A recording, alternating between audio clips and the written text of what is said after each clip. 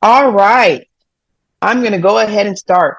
So, good afternoon, everyone, and welcome to our Be Bold, Be You leadership series.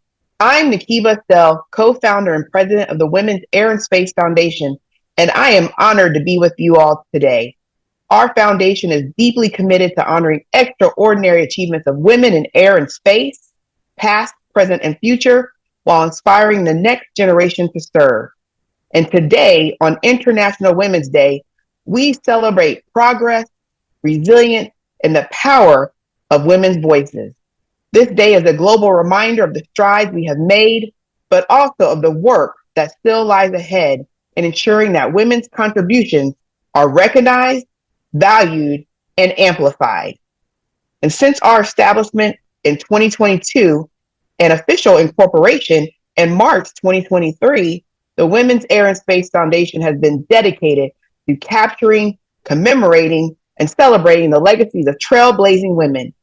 We believe that by sharing their stories, we not only honor their achievements, but also empower future generations to follow in their footsteps.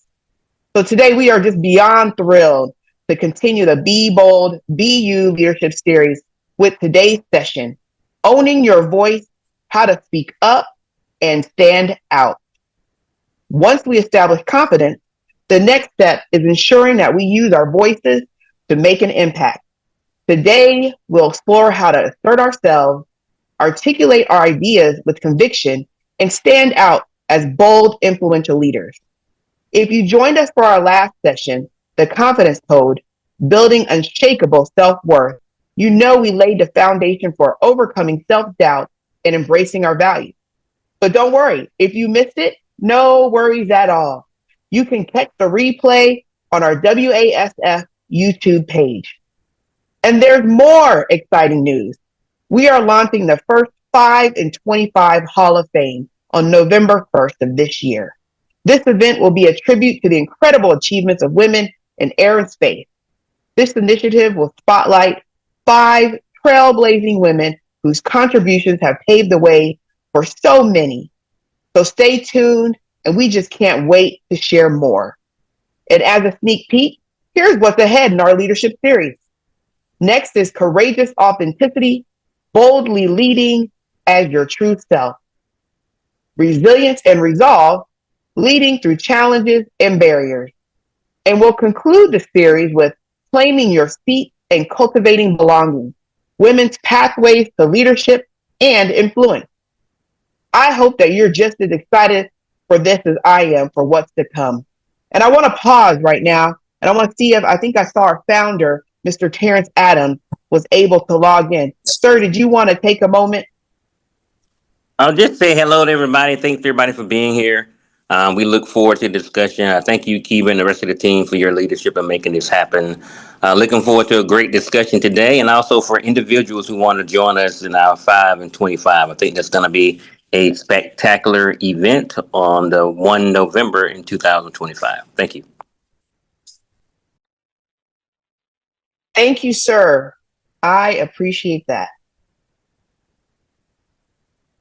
Now, without further ado, it's my absolute pleasure to introduce Miss Yolanda Bogany. She's our wonderful fundraising chair and board member, and she's going to take the floor to introduce our incredible panelists for this evening. And ladies, I just want to say I am just excited that you are with us today. I actually have to go hop on a plane right now, so I will definitely be checking this out from our WASF YouTube page. So Yolanda, the floor is yours. Greetings and salutations, everyone. I am Yolanda Bogany, as Kiva alluded to, and I am the Women's and Air and Space Foundation Director of Fundraising. And I need to remind you real quickly as we get started, please make sure you keep your microphones muted for the duration of the panel discussions. The Women's and Air and Space Foundation, yes, as Kiva said, is to inspire, to capture, commemorate, and celebrate air and space women in order to preserve their legacy so they never are forgotten. But if you are passionate about supporting women in aerospace and aviation, consider partnering with us or donating to our cause. And we will make sure we put the donation PayPal link in there because I am the director of fundraising. And of course, partner with us by going to our website and accessing the contact page. Also, you can place your email addresses in the chat function to be added to our distribution list. And as she said, the panel discussion will be posted on our YouTube page. So like, subscribe, and turn on the notification bell and share. We would like to welcome you once again to our Be Bold, Be You leadership series. Today, we're excited to present the powerful panel discussion on owning your voice, how to speak up and stand out. This series is designed to empower women in aviation, space, and beyond to use their voices and be heard. Be mindful of this fact. Women can actively express their opinions, their thoughts, and feelings without hesitation.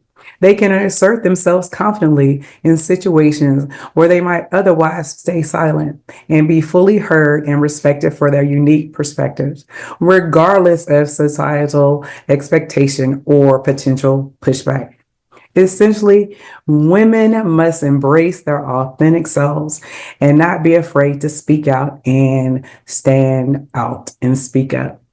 With that being said, I am so blessed to introduce our phenomenal panelists on today. First, we have Charlotte Click. She's a leader, an entrepreneur, an advocate for empowerment, and as a founder of Pure Dermis LLC, she balances service, motherhood, and business while championing resilience and leadership. As a board member of the Air Force Association and the World Affairs Council, she supports military families and global initiatives through dedicated advocacy. Charlotte inspires women, especially single mothers, to lead with confidence and pursue their dreams. You have Charlotte Click. She's an entrepreneur, she's an advocate, and an empowerment coach.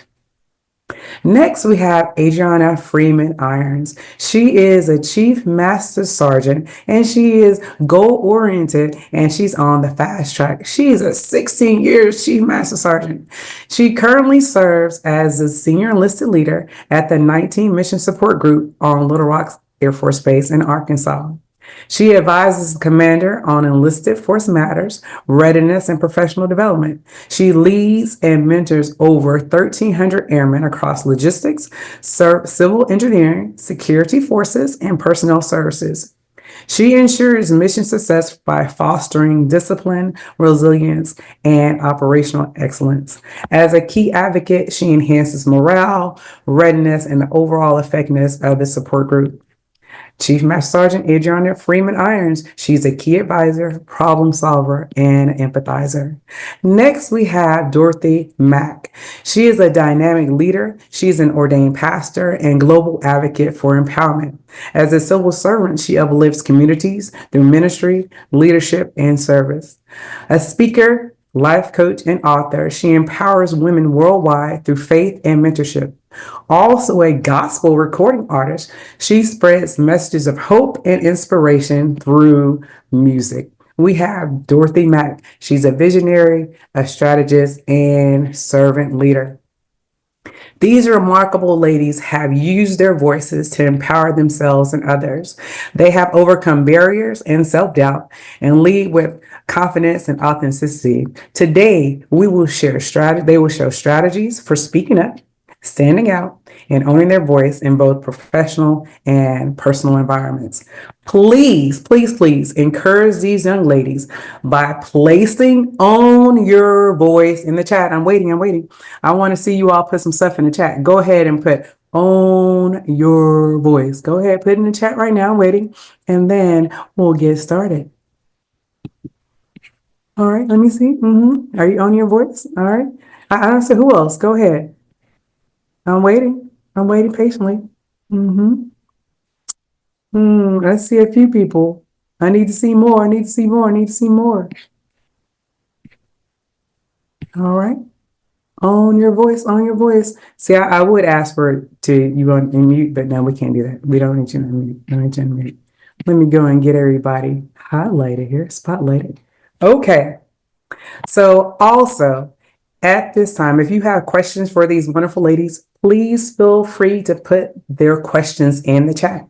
We will have someone monitoring the chat during this session, and then we will see if we can get to your questions during question and answer. So let's go ahead and begin. I'm going to ask these young ladies some questions, and they're going to be hot. They're going to be honest, open, and transparent on today. So, the first question I have for you, wonderful ladies, we know that owning your voice means embracing confidence, authenticity, clarity, courage, presence, and resilience. So, what does owning your voice mean to you on a personal level, and how has it shaped your journey? We're going to go ahead and start with Charlotte. Please answer this question, ma'am. Thanks, Yolanda, for having me, and it's an honor to be amongst Andrea and Dorothy as well.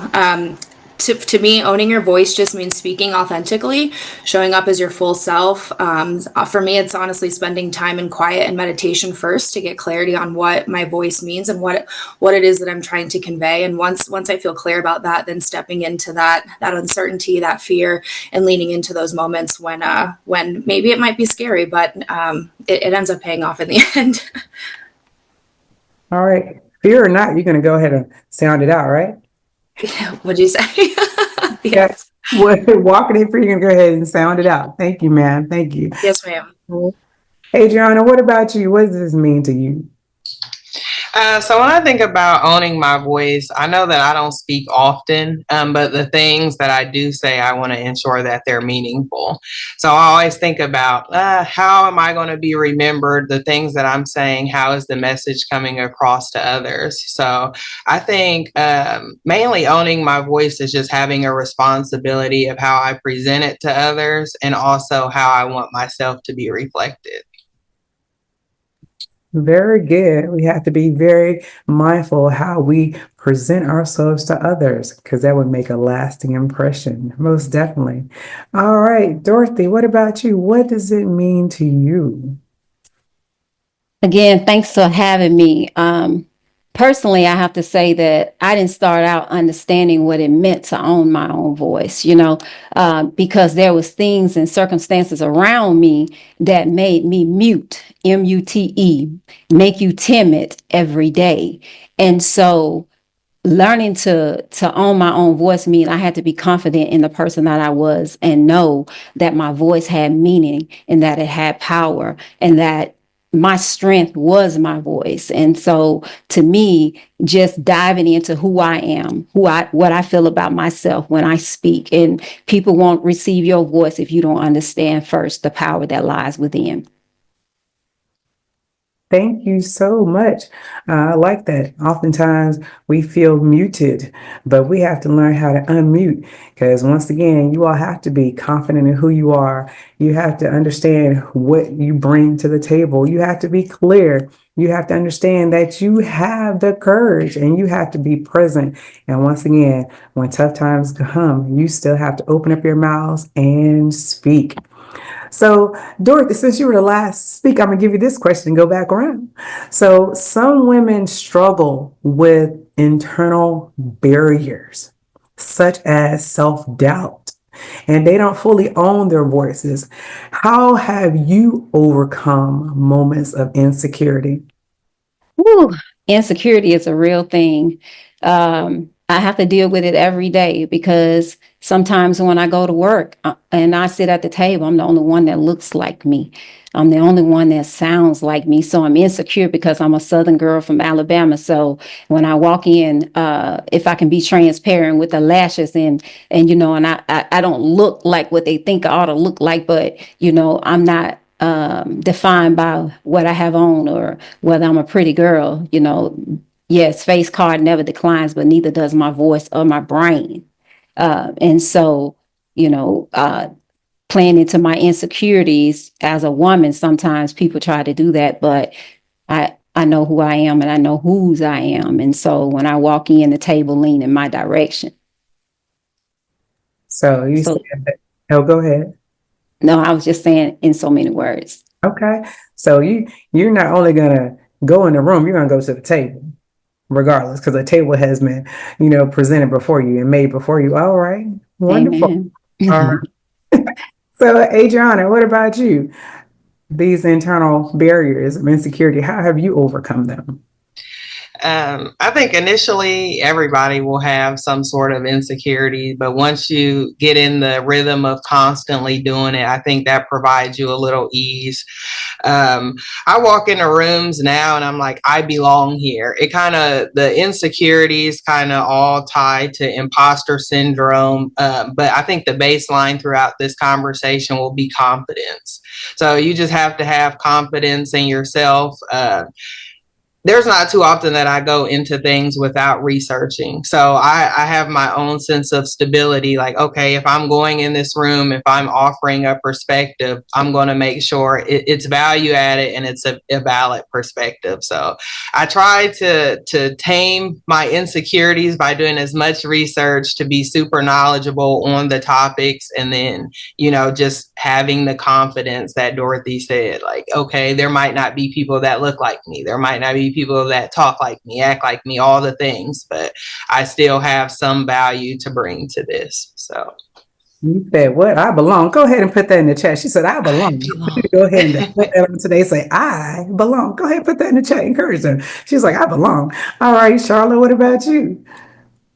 I think they both had really great points. I think it comes down to that. I don't feel like that insecurity is ever fully overcome. I think each new day presents a new challenge, presents a new group of people, a new set of skills that need to be brought out. And just I put practice as my answer. Continuing to walk into those rooms, like both Dorothy and Andrea mentioned, head held high. There are often times that I am the only woman at the table. I'd say 9 times out of 10 in meetings, it's just me. So utilizing that skill of sitting back and listening, but also to Andrea's point about researching, making sure that when I do speak up, it is valuable, and then they will listen. Well, you hope that they listen when you do have a point to make, and then just continuing to lean into that insecurity every day and overcoming it, and then it just becomes like a muscle in the gym, and you're more confident walking into those situations every time. Oh, muscle memory. Muscle memory. Yes, ma'am. What do you do at the back? You get at it. I like that. I like that. So, all right. Thank you so much. Adriana, question for you. How has mentorship played in helping you with owning your voice and speak up during critical times? Mentorship is everything to me. I have a group of folks that kind of are my cheerleaders to let me know that, hey, you're doing great, you can do it. So I would say a huge role in helping me speak up in critical moments. And the other piece is they kind of let me realize that, hey, can you live with this? Can you live with this decision? And so I have a conscience, I know. And so not speaking up at times, I don't know that I would fully have peace with myself. And so my mentors, I probably talk to them on a daily basis, and they do the right thing, do the things that help you sleep at night. And so that's why it'll all tie back to doing the research, kind of figuring out, having the confidence will probably be just my repetitive statements here. But mentors, I definitely wouldn't be here without them. So huge. Most definitely. When you close your eyes at night, can you live with yourself? And it's great when people give you that advice on what to do and how to do. All right, Dorothy, what about you? And what role has mentorship played in helping you with your voice? Well, I wouldn't be the preacher I am if I didn't say this, that iron sharpens iron. And so you hang around the people that are the things that you want to become.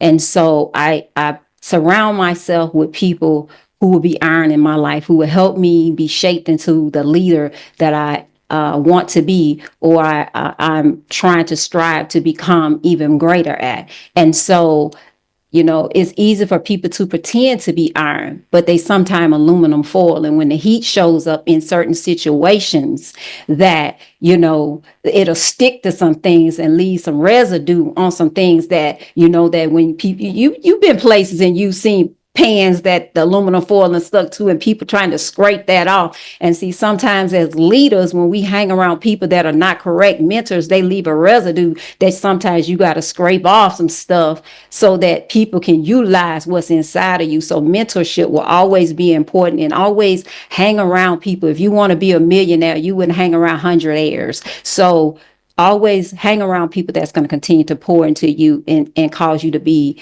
all the things that you strive to be. I'm going to use that. Don't be with the aluminum foil people. You need to go ahead and get some iron. We don't need that residue left on us. That was great. All right. Thank you. All right, Charlotte, what about you? I feel like I can't top that, Dorothy. That was a great answer. I mean, exactly right. And mentorship's everything. And I'm going to take a risk in saying that there's a reverse side to mentorship, that just like you can notice the things in people that you like or that you admire or want to embody, there's other people that you might say, that is exactly the opposite of who and what I want to be in my life. And you can take those notes and you can just make a little mental note. I say, put it in your pocket and just hold on to it for later.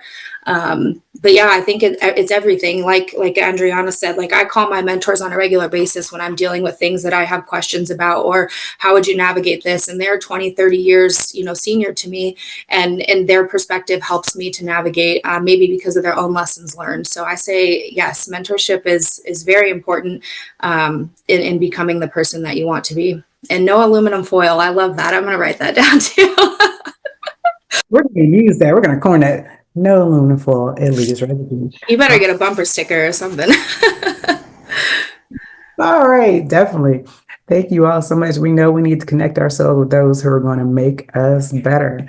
So, Charlotte, since you were last to talk, what are some effective ways to command attention and respect when you enter a new space or you engage in high stake conversation? I mean, how do you make sure that you're noticed when you have to say something that you have to take some risk? How do you do that? What are some effective ways to command attention and respect when entering a new space or engaging in a high stakes conversation? That's a really good question. I personally practice visualization, so I like running through it in my mind a couple of times before the actual scenario, and I'll try to visualize any possible outcome that there could be, and I just envision how I want to show up in that room and in that space. And then when it comes to actually walking into that space, body language is important, making sure that head is held high, shoulders are back, and just maybe without even saying words, just letting people know that through your body language that you belong there and that respect is not demanded. I wouldn't say that that's true, but just the way that you carry yourself and the way that you respect yourself will carry over into how other people tend to treat you. All right, definitely have to visualize it. Once again, thank you so much, Adriana. Okay. I think a big thing about commanding respect is being respectful yourself to others. So I try to talk to everyone regardless of who it is, offer, just a simple hello, I think can go a long way. And then pay attention to kind of what's going on. Active listening is always good. A lot of folks just listen to respond. And so I think when you're having those conversations that you're actually just active listening instead of having your mind already made up on what you want to say,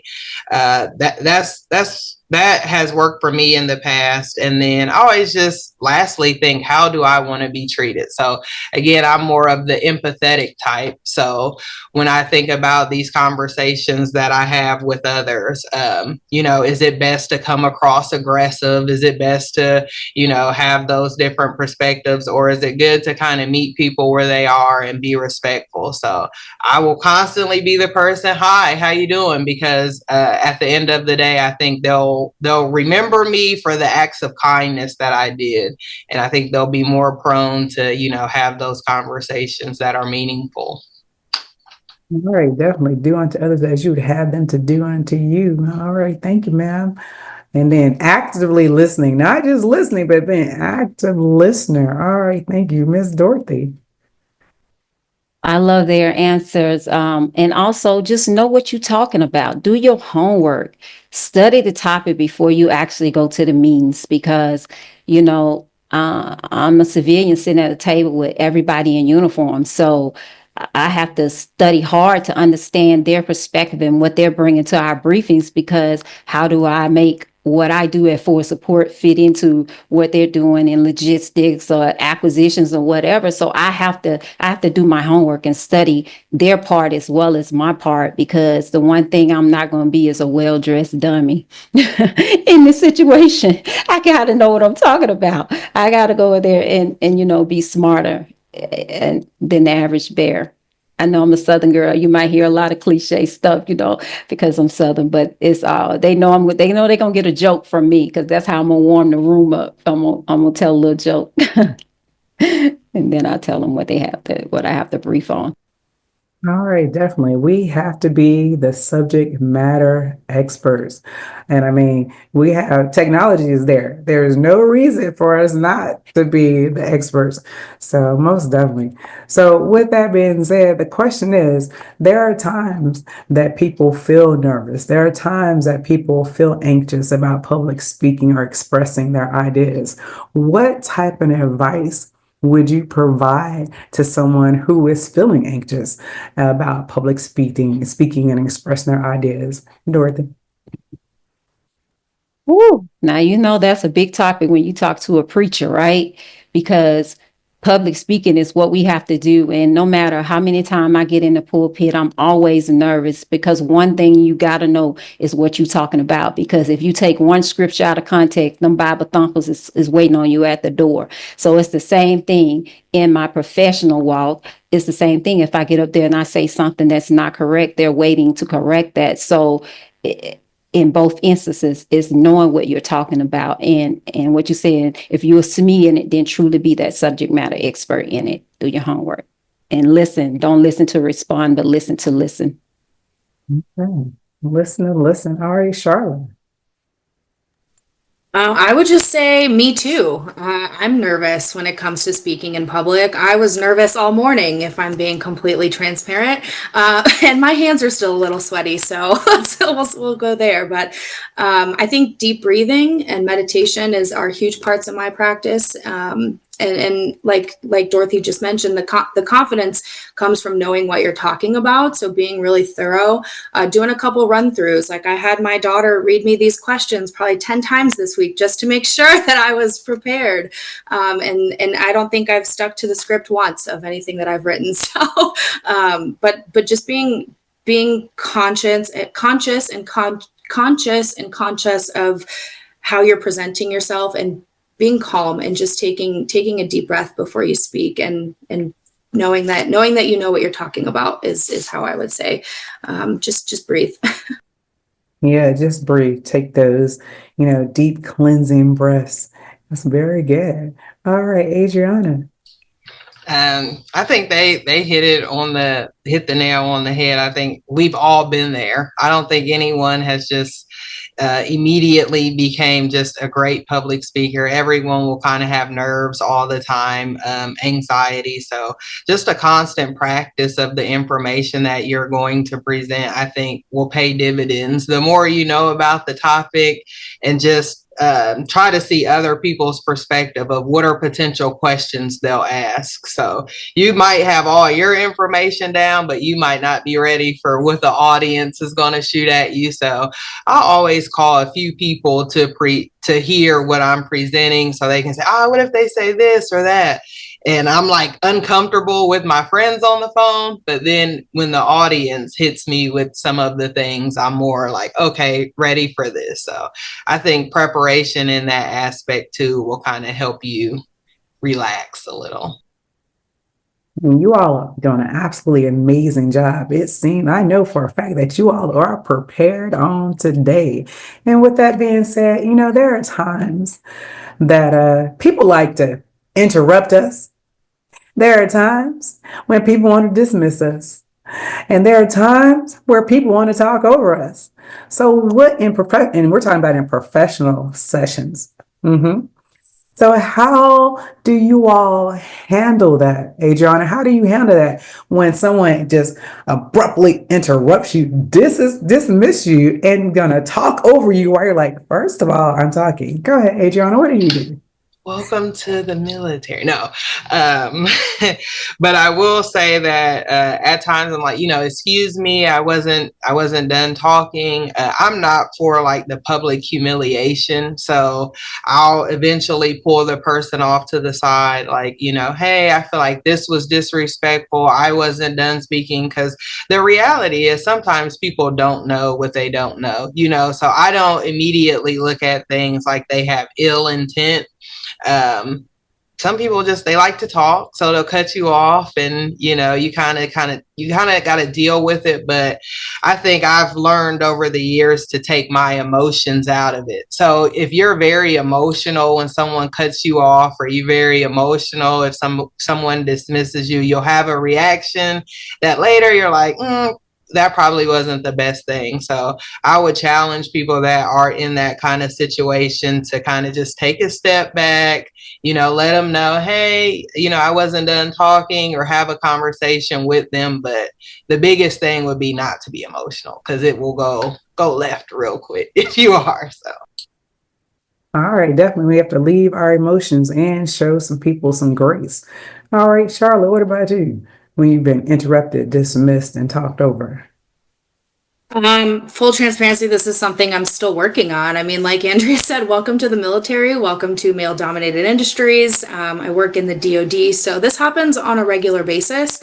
I'm still working on how to step into my, like, hey, I wasn't finished personality, if you will.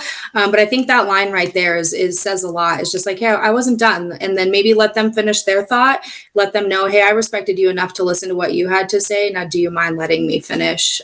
Is how I think I would go about it. Like I said, I'm still practicing. I'm still learning. It's not ever perfect. So yeah, I'm actually open to feedback on that one if anyone has any ideas. All right, look, like Miss Dorothy probably has some information to provide us on how to handle that. I'm listening, Dorothy. Well, I can tell you that Dorothy do not have a poker face, right? So I would usually counteract with before you interrupted me while you wanted to state your thoughts on the matter, I would like to finish my thought on it while it's still running in my head so that I could get it out. But I'm older in this, so the sucking my teeth and rolling my eyes at them has now passed, because that used to be my thing in the young, because I don't have, like I said, you said we could be truthful, because in this we always a work in progress. And so depending on how they interrupted you and why they interrupt you sometimes will determine your response. And so, because for every action there's a reaction, and so I have to learn to fix my face. And that's the thing that I have to work on the most. I'm delivered, but my face is not. And so I try to not roll these big eyes in the middle of a meeting, because my body language tells it too. So I think that when they do it, you have to just call them to the side. And I do sometimes pull them to the side and say, hey, I didn't like that. And then they know it. But I think they kind of gather that from me shrugging my shoulders or even cracking my knuckles. All right, she said, my countenance is going to tell it all. So, and just say, let me finish. So as we were talking about, we're all a work in progress. We're under construction. So like help, we need help. So most definitely, thank you all for the information. So understanding that we want to own our voice, understanding that we want to be heard and we want to stand out. Women often face some type of biasness when they assert themselves. How have you handled situations where your voice was perceived as too aggressive or not authoritative? And what have you done? Charlotte, I'm going to start with you. So, biasness, you want to assert yourself, you're not very assertive. And how do you handle that situation when you're perceived as being too aggressive or not authoritative?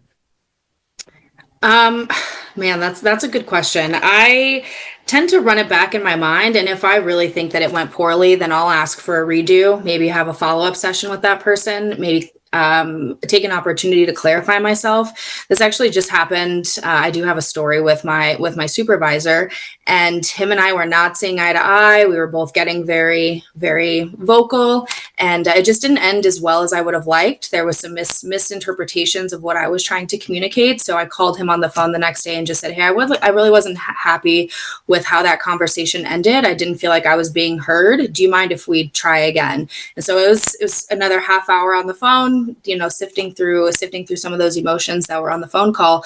But we ended up understanding each other better, and being able to move forward in a way that we understood each other. So regardless of how people perceive me, I think it's more about like was my message received? Did I feel understood? Did I feel heard in that moment? And if not, then I'm probably going to go back and try to make sure that my message was clear and how I intended it to come across. And then second to that would just be to follow up with peers that I trust, other women that I might work with, or people that might not even be in the industry, and just call them and say, "Hey, I had this happen today. Like, do you think I handled it okay? Was I too much? Should I have said more?" And then wait for their feedback, because those people know me better than maybe people who just interact with me in a professional setting. So that's how I would handle that. Definitely, if you're misconstrued, asking for a redo, and once again, having those individuals that you trust to say, "Hey, was this right?" All right. Thank you, ma'am. Miss Dorothy, what about you? Oh Lord, because this is still like fresh, in something that I had to deal with a couple of weeks ago. But as a Black woman, we already stereotyped as aggressive, unapproachable, mean, and all those type of things. And somebody said it in the chat, and I said, and I wrote this down. Just because you're intimidated don't mean that I'm intimidating. And just because I'm stern with the way my voice sounds, they don't understand this a preacher and a mama voice. I'm not being defensive, or neither. Well, I don't get accused of not being authoritative, but however, I do get accused of being egotistical or something like that. But just because we are passionate about our jobs, or we're go-getters, we don't get to hear we're go-getters. "Oh, you're emotional." No, I'm just passionate about my job. And so we as women need to be able to stand in what we know, and be able to speak what we want to speak in a manner that is acceptable, because sometimes we can be defensive on something, because I have been, but most times I'm falsely accused just because of the way my voice sounds. But yeah, I mean, it's still too fresh right now. Okay. You're like, Yolanda, come back to me in, a couple of weeks, may it be different. All right. Because the perception, we have to deal with perceptions, but yeah. Okay. Thank you. Adriana. I just feel like everyone's perception is their reality, right? So if they tell me that I'm being aggressive, I have to accept that and try to apologize, kind of offer my perspective for clarity, but it's not lost on me that when people give me that kind of feedback, I've given people that kind of feedback as well. And they've been like, "Oh, I did not realize I was, coming across aggressive," or "I didn't realize this or that." And so again, I'm more on the giving the grace piece, but I just realize in the military it's so much diversity. It's so many different backgrounds. And so I'm sure it is in the civilian world as well. And so I think that's important, is just to see things from people's perspective. Like, maybe I was aggressive in their eyes. I apologize for that in order to clarify things and then move forward. So I think I just kind of accept folks for who they are, and deal and lead them based off of the things of how they react to those. Okay. Most definitely. Excuse me. Their perception is their reality, and it might not be true. But as you said, sometimes you have to say, "Okay, I'm apologize, not for what I'm saying, but I'm apologizing that you are perceived as being aggressive, but I'm not apologizing for what I'm saying." But of course, don't say that. Just say, "Oh, I apologize." So And on another note, so I know earlier we kind of talked about the imposter syndrome. You know, you're feeling that you're not good enough. You feel that you're undeserved. You doubt your own skills and successes. So, what strategies or plan of actions can women use to combat the imposter syndrome and own their expertise when speaking up? We're going to start with Ms. Dorothy. I mean, what can be done when people are feeling like they're not good enough and they don't belong? Well, this is what I wrote. It's easy to send your rep when you feel like your representative is who they want to receive better than they want to receive the real you. But I said you have to be confident in who you are, command your mindset, practice your roar, understand the power within. You are enough, be original, and be you, and know that you never have to send your rep for anything. It's okay to be yourself. And if it's something about yourself that you feel that is an insecurity, work on it day by day, step by step, because nobody gets to where they are without having those moments where you feel like you're less than, but work on it, do the work for you. And then everybody else will reap the benefits of you being your authentic self. All right. Represent, be yourself. All right. Thank you. Thank you very much. Adriana, what about you? How do you combat imposter syndrome? This is the hits home for me. I made chief at 15 years, pinned on at 16, doing group chief already. Real life imposter syndrome of, do I belong? Is this too much? A good majority of my peers are 20 plus years in. Some of them have not even probably made it here. And so a good majority is like leaning on mentors and friends, and then just the reality of like, the board and promotion or whatever it is, they put me in this room. They found value in the things that I say and the things that I bring to the table. And so a part of it I had to own as far as self-worth. I had to look at myself different. I had to say that I belong no matter what all these people could say, you're there, you've arrived.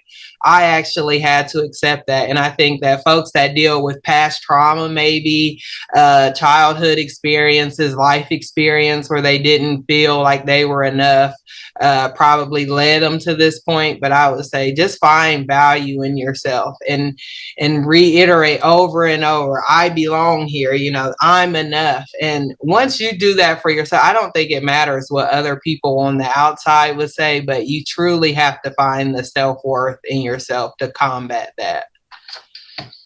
Most definitely. Thank you so much, ma'am. Have to acknowledge and validate who you are. Miss Charlotte. Excuse me. I love both of their answers, and mine are similar. I think when I'm feeling that imposter syndrome, which happens pretty regularly, if I'm being honest, I have a reel of things that I have accomplished in my mind that I run back. One that sticks out in particular is for space training. I passed an orbital mechanics course I never thought I would pass. I failed the test, but I passed the course. So I always think about that. Like, if I can pass orbital mechanics, I can sure as heck sit in this room with these people and have a conversation. And so I run back on the things that I have done well, and that will often supersede. And then I am a woman of faith also, so I just remember that God has me here, even if I'm not confident or scared, if my own humanness is getting in the way. Like, God has put me here for a reason, and I'm in this room not by mistake. And so I just try to lean into the confidence that I have in my relationship with a higher power to get me through those moments of imposter syndrome.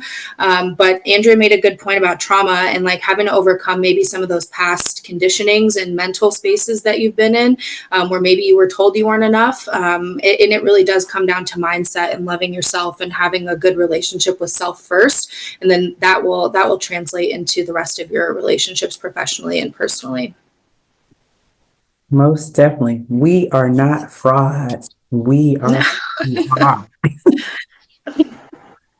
most definitely. So as we're getting close to getting a couple of more questions in, what specific actionable strategies can leaders implement to cultivate a workplace culture where women not only feel safe to speak up, but actively encourage and value for their contribution. What are specific actionable strategies can leaders implement to cultivate a workplace culture where women not only feel safe to speak up, but actively encourage and value for their contribution? Ms. Dorothy. I have recommended that they take unconscious bias training because a lot of times they come in, and they have a mindset for a certain thing, but it's up to the leader to set the example and set the standard and do not allow that standard to be broken. And so, it's so many different things right now that's out there that we as civilian leaders are going through. But if our overall leaders, if they set the standard and don't allow certain things to happen, it sets the precedent of what will be. And especially if there's some type of repercussions behind it, if it happens, I think that they should just set the standard. All right, definitely. Our leaders setting the tone. Charlotte. Yeah, I agree. I think it comes down to leading by example, inclusive language, leading by their actions, not making derogatory jokes, and typical behavior, not typical, but behaviors that you may have seen that were acceptable in the past. And to Dorothy's point, like repercussions and consequences for that when it is done, when it is seen. We have to hold not only our peers to a higher standard, but also our leadership. And if we're not doing that, then I think we need to have an honest, hard sit down conversation with ourselves and ask what we're willing to allow in spaces that we exist in. Thank you, ma'am. Thank you. Excuse me, Adriana. Yeah, I think it's just a constant working to build trust, and just being deliberate in just asking questions like, hey, Charlotte, do you have anything that you want to add? Or those simple things, I think, go a long way. If you just have a table or group of men and a woman here or there to just kind of, oh, hey, what's your perspective? And then just offer that to everyone else. But I think they pretty much covered everything with training, leading by example. If you see a leader that's speaking to everyone, and asking their input and thoughts, I think is super beneficial. So Most definitely, all the leaders have to be intentional. So I don't know if you all are really up and out with the technology in the world in which we live, but I'm sure you have some social media platforms. So that question is, how can women navigate the complexities of owning their voice in online spaces, particularly in the face of harassment and negativity? How can women navigate the complexities of owning their voice in online spaces, particularly in face of harassment and negativity? Charlotte. Okay, that question was not on my list. But that's okay. That's okay. Ad hoc. I think it's similar to the previous question. Just making sure that people feel safe, seen, heard, and not allowing that behavior to exist in your presence. Like if you do notice that someone is maybe talking badly about someone, whether they're in the room or not, making sure that they say, hey, like that's not something I stand for. Like if they were to say something negative about one of your coworkers, let them know that that's not what we're doing here, and make sure that they know where the standard is with you. Anything beyond you can't control, but making sure that harassment and negativity are things that are not going to be accepted when they're dealing with you personally. Definitely not acceptable behavior. All right. Neither is not putting that one on the sheet. Just kidding. Just kidding.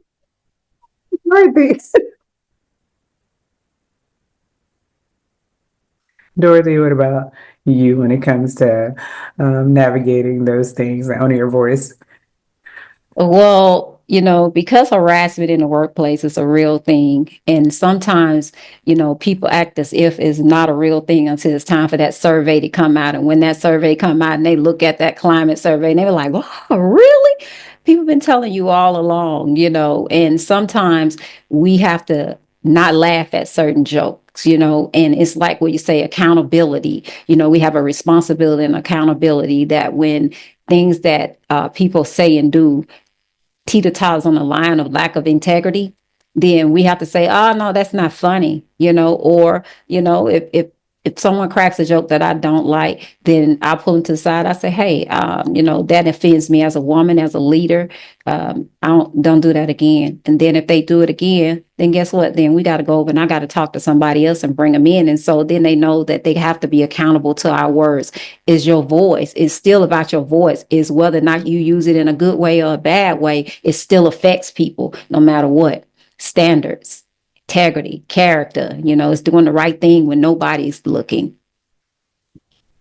Most definitely holding people accountable for their actions as well as lack of their actions. All right, Adriana. I think they nailed in the workplace. So I would say on the internet, I kind of just pick and choose things like, is this worth me going back and forth? Because like what's on the internet is kind of on there forever. So do you want to waste your brain power and, your happiness kind of arguing with a troll?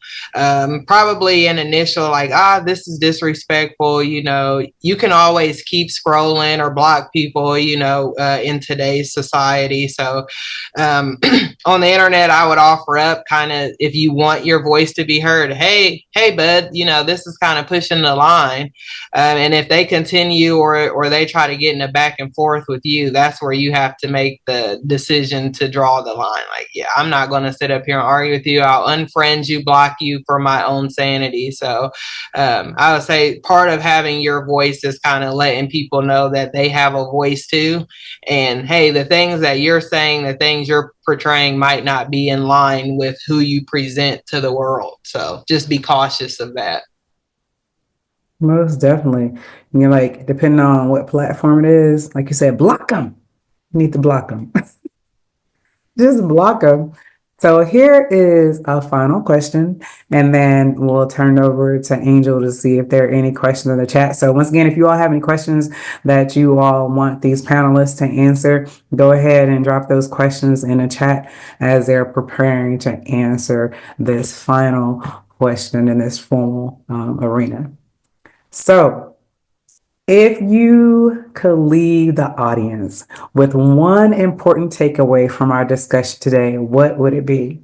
If you were to leave the audience with one important takeaway from our discussion today, what would it be? I'm going to start with Charlotte and then want to go. Okay. I would just say trust yourself. Trust what's inside. Trust those feelings that are coming up. Anytime I feel like it's my turn to speak, which I'm with Andrea. I prefer to sit back in the room and be quiet until I have something to say. But when you feel that something bubbling up inside and you start to get sweaty and your heart starts racing and you know that God or something is calling you to speak up, do it and just see what happens. And then the other piece would just be practice in the mirror, practice in the shower, practice in front of your friends, practice wherever it is that you feel safe until you feel more comfortable continuing to grow that, like your audience or your messaging. Just practice, because it's never going to be perfect, but just do it anyway. Thank you so much, ma'am. Just practice. All right, Adriana, what about you? Your final.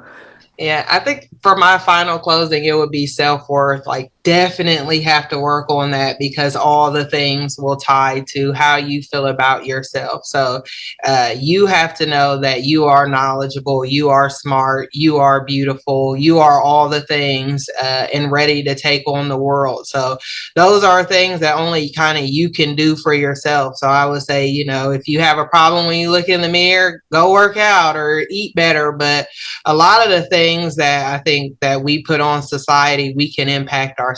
I think once we start as women getting our self-worth up, then we'll find that everything else will become simpler. All right, definitely self-worth. Thank you, ma'am. Ms. Dorothy. My final thoughts would be, because from what they said and about practicing and knowing your self-worth, it reminds me of the Lion King when Simba was practicing his roar, right? And it didn't matter that he was a cub then. He had lion DNA, and know your worth. Know that you are predestined to be everything that you are meant to be. But practice your roar, because in time it's gonna come. And so just know your worth, know your voice, practice, practice, practice, know what you're talking about, and just stand in who you are and be you. You good enough. Most definitely. Awesome, awesome, awesome, awesome, awesome, awesome. We know that you all have practice. We know you know your self-worth and you have your roar. Yeah, that's a little drastic there. But anyway, we have to know our roar. So, Angel, let me look in the chat and see if there are any questions for our panelists. Currently, we do not have any questions, but if there are any questions for the panelists, please post them in the chat. I guess we did a pretty good job today with covering all the topics. All right, let's see if we have something here. Okay. I do have a question that just came in. How do you practice to stop apologizing? That's a very good one. Who wants to answer that one first? How do you practice to stop apologizing? Hey, Gianna, what about you? And then we're going to go. How do you stop apologizing? That's a good question. I think some of it is just like I kind of said what I said, and the things that I said were well thought out, were respectful, and so there's no need for an apology for some of the things. So, like I said, it kind of goes back to my conscience of, did I do right by this person? Was my initial delivery good to go? And if that's the case, then I'm kind of like out of sorries. You know what I mean? That's kind of where I'm at with it. If I run through and replay all the things and I'm like, I did what I was supposed to do, I feel like there's really not a need to apologize. But you'll find those folks that constantly want you to apologize, will continue to make you feel bad, try to run you in the ground. But no, I kind of said what I said, and be true to yourself on that. All right, Ms. Dorothy. Well, for me, this a answer or a question that's double fold. You know, we can apologize, but what are the words that you are saying when you apologize? I'm sorry.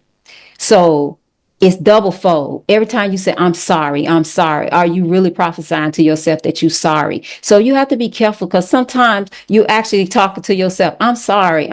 No, sometimes you don't have to apologize for something that you didn't do wrong, because sometimes people want to get you to a place where you are apologizing. And it goes back to what you said, Miss Yolanda, where you said, well, I apologize for how you think that I was trying to make you feel. But then sometimes they owe you apology, and know when you deserve the apology. Because sometimes I'm like, God, work it out.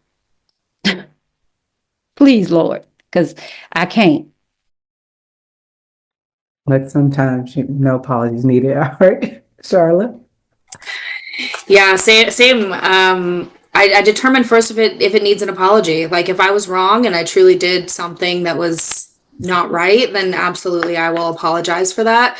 But if not, then trading your words out. If instead of I'm sorry, say like I'm sorry I'm late. Well, thank you for waiting. Like, there are some trade-offs that you can make there that deliver the same intention without delivering the I'm sorry behind it all the time. Because, like these ladies have said so well, there doesn't always deserve an apology. Maybe I'm not sorry. So yeah, I think that's good. Great answers. Okay, we have another question that came in from Bianca. And Bianca, you might have to elaborate a little bit on your question.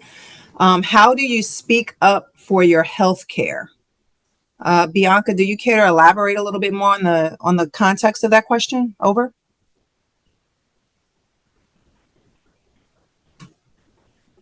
Okay. For our panelists, if you have a perception of how you might like to answer that question, how do you speak up for your health care?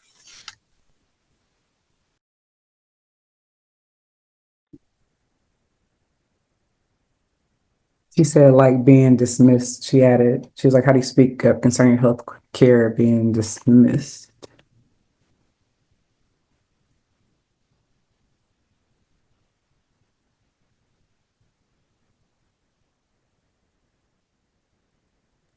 Is this an overall question about what's going on like in the world right now? Is this just like, reasonable accommodations not being made in your sphere of influence? Is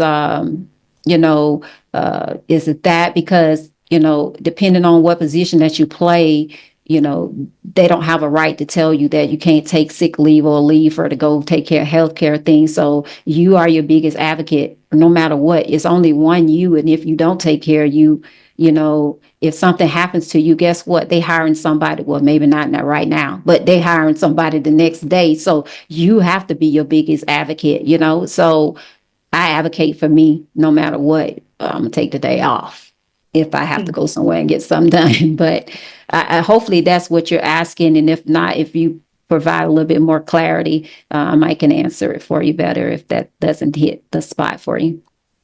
I've just been, like my doctor has, basically like told me, oh, your labs don't matter. Like, we'll just wait. And I got like some results that looked like, a little weird that I thought needed to be, like investigated more, like more lab work. So now I'm probably going to a different, doctor, but I just feel like I've been dismissed for years. So, Sorry, I hope this. so we actually have a physician that's on the call, Miss Carrie. Carrie said that as a physician, if you're being dismissed regularly, you need a different provider because this is about relationship and we don't tolerate abuse. And I think Thank you. Oh, absolutely, absolutely. All right. Then the panelists, did you all have anything to say as far as that or no? All right. No, I was just gonna also say seek a second opinion. If you're not confident, like you know yourself better than anyone. So if you're not satisfied with the answers that you're getting, absolutely find someone that is going to give you the answers that you're looking for or that you need, more or less. All right. Great answers. We have another question that came in. How do you handle a person who talks a lot?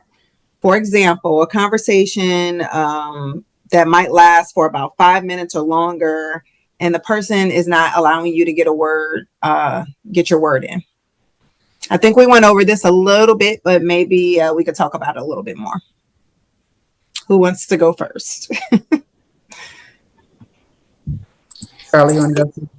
Sure. This is probably not the right answer, but I lie. I straight up say I've got another meeting to get to, or I've got to run to the restroom, or I will just say thank you for your time. I've got to go. So maybe that's not the best answer, but that's how I get out of those conversations because they happen often, and I can empathize as someone who doesn't always want to hear everything that people are willing to say. So. I definitely just interject in the conversation. Like they can just keep going. It's like, excuse me, I like Charlotte kind of said, I got to run, but I really needed to run this by you, or I have this question that's pressing. But yeah, I'm still trying to figure it out because there's a lot of times with different folks that they just keep going. So. More than not, I just interject. Hey, real quick, before we go on, I got this one question. I'd like your thoughts on this. And then once they answer it, I'll probably, okay, gotta go. Thanks. Yeah, I have one of those in my office, and we tiptoe past the office because we already know that it's going to take 2 hours out of our day. And so we had to figure out mechanisms to put in place, I have to get me a soda act as if my blood sugars are low, that I got to go, but yeah, I'm like you, Charlotte, not really a little feel, but just a little bit of something to get out. You have to put that finger up. Excuse me, pardon me, I gotta go. Goodbye. So, Angel, are there any more questions? We do not have any more questions at this time. All right, thank you, Angel, for monitoring in the chat. So once again, we want to thank these incredible panelists for sharing their stories, their insights, and strategies. You've given us a lot to think about in owning our voice and speaking up and standing out. So I want you all to encourage our panelists on day in the chat. I want you to go ahead and say, all right, voice, go ahead and just put voice in there because we want to hear our voices, okay? We want to have that reverberating sound. I can't hear you, but I feel like I hear you. Just go ahead and put voice. They're like, holler, voice, yeah, voice. Go ahead and put your voice in there today because we are definitely appreciative of you all. And for those of you in the audience on today, I want you to remember that cultivating one's voice is a developmental process. It is not a destination. Let me say that once again. It is a developmental process. It's a process. It's not a destination. But one thing about it, we want to continue to encourage you to be engaged on our Be Bold and Be You series as we continue to bring you valuable resources and tools to help you thrive. How many of you all want to thrive in 2025? Go ahead, you can do a little hands up. We want to thrive in 2025. As mentioned earlier, we want you to support our mission. The Women Air and Space Foundation, we're here to inspire. We're here to capture. We're here to commemorate. We're here to celebrate. So please consider partnering with us or donating. You don't have to bring that up because I am the director of fundraising. So we have PayPal. Like you can put us on a monthly thing. Go ahead and put some money, invest in us. It's good. This is good ground to sow your seeds in. Okay, PayPal. We have PayPal, and if you want to partner with us, we have a website, and that website will be placed in there. And then, because we want you to access the actual contact page. And if you want to be a part of this phenomenal foundation, go ahead and put your email address. If you're like, Yolanda, I don't have time to be going to our website, I want you to go ahead and put your email addresses in the chat. And if you put your email addresses in the chat function, we'll add you to our distribution list. And if you want to replay this, if you want to forward to your friends, your family, someone else who needs to learn how to own their voice, we have an actual YouTube page, and this will be posted on the YouTube page soon. Might not be today, but it'll be there soon. And that YouTube page link will also be placed in the chat function. So once again, thank you all for joining us on today. Pastor Mac, Miss Charlotte, Chief, thank you for your yes. And our audience and all of those who have joined, thank you so much. You could have been somewhere else doing something other than this, but I appreciate you on today. So thank you again for joining us, and we look forward to seeing you on our next event. Go ahead and put this on your calendars. 14 June 2025 at 2 p.m. Central and 3 p.m. Eastern. We're going to be having another Be Bold, Be You leadership series. The topic is courageous authenticity, boldly leading as your true self. This session looks to empower women to step into leadership with courage while fully embracing their authentic selves. It will explore how bold decision making and fearless leadership go hand in hand with authenticity, allowing women to lead with confidence, integrity, and impact. And once again, go ahead and mark your calendars, 14 June 2025, 2 p.m. Central Time, 3 p.m. Eastern Time. So as we prepare to go, let me remind you, daylight savings time, you need to go ahead and spring forward because we don't want you late to any event on tomorrow. You're going to spring forward. Just go ahead and put that, just a public service announcement. So finally, I want you to go ahead and put Be Bold and Be You in the chat because we want you to be bold and we want you to be you because everybody else is taken. So be bold and be you. Once again, thank you for joining us at the Be Bold, Be You leadership series, owning your voice, how to speak up and stand out. So once again, thank you so much. We enjoyed you all being here. And this concludes our series on today. You can go ahead. Yolanda, one more reminder Oh, wait. Yes, sir. is on the, we're going to have our 5 and 25. We will induct 5 women into our first Hall of Fame that we're going to have. So we're calling it 5 Women in 2025. We're planning to do that around 1 November, somewhere in the DC area. So we're locking down locations, and Yolanda's working it too. But just wanted to make sure everybody knew that we were going to be hosting the event, our first public event and in person, 5 and 25, November 1st, 2025. Thank you. Yes. So put that on your calendar as well. 1 November 2025, somewhere in the DMV. Someone asked for our EIN. This is what I'm going to do. I'm going to put my email address in the chat. And if you can email me directly, I will give you the answers to your questions. So donations at womensairandSpace.org. If you have any questions, or if you have any questions for these panelists that you might think of later, send me an email address, and then I will ask them to answer these questions, and we will get it to you. So yeah, we have 501c3, and I will get that number to you. So unless you want to hang back. So once again, thank you so much. This concludes our formal portion. If you just want to hang out with us afterwards, but you are able to click off and end your call. So thank you once again. We appreciate you being with us on this afternoon. And you all have a blessed day.